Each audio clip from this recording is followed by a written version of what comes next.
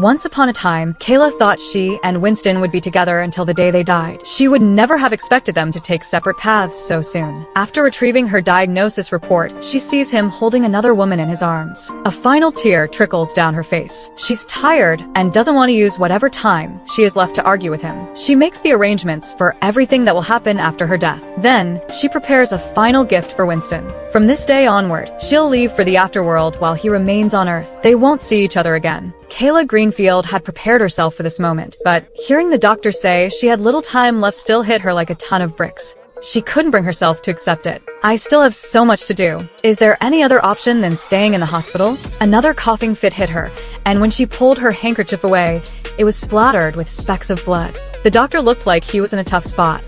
We can prescribe a strong medication that will give you a temporary boost, but you will only last a week at most. A week, that should be enough? Kayla muttered, lowering her head with a wry smile. A week would be enough to get her affairs in order before she passed. Kayla left the consultation room with the prescription. A familiar voice reached her ears as she passed the obstetrics exam room. Doctor, is that for real? Driven by instinct, Kayla stopped and looked over her shoulder. The door was slightly open, and she caught a glimpse of the people inside the exam room. It was supposed to be Winston Atwood's working hours, but instead, he was in the ward, smiling joyfully as he hugged a young woman.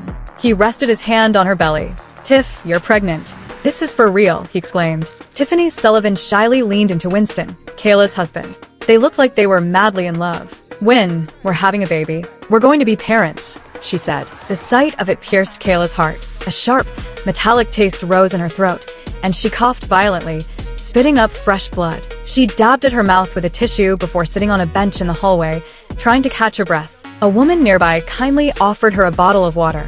"Here, take this. Drink up and take a breather." The woman spotted the wedding ring on Kayla's finger and asked, "Where's your husband?" "You're so sick. Why isn't he here looking after you?" Kayla managed a weak, tired smile. "He's tied up with work." The woman sighed and muttered about how the younger generation didn't know how to care for their families. Kayla lowered her gaze, took out her phone, and messaged Winston. "Where are you?"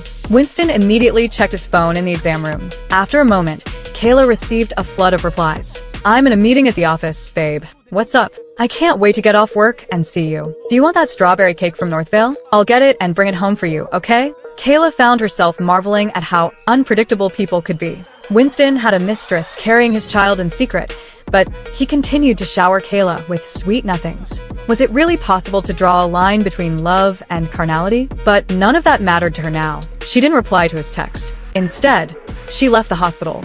The sky was a faded gray, and a drizzle hung in the air. Kayla stood on the sidewalk, umbrella in hand, staring at the diagnosis report. A bitter smile crossed her face as she thought about having just a week to live.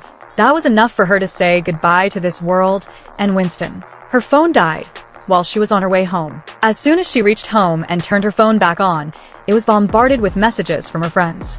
"Kay, you're so lucky. If I had a husband like Mr. Atwood, I'd wake up smiling every day. Damn, Kay, your husband is something else. Everyone's buzzing about how he's flaunting his love for you. He dropped a fortune just to make his wife happy.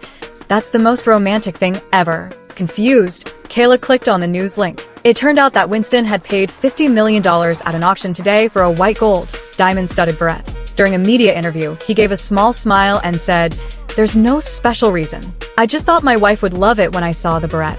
That interview clip quickly took over every media headline and trending list in less than half an hour. Tags like Atwood Group CEO's lavish spending, Mr. and Mrs. Atwood's fairy tale love story, and men who treat his wife like a queen wins dominated the feeds.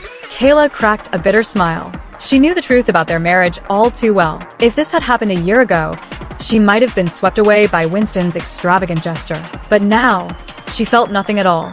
Because now she knows her husband's common tactics.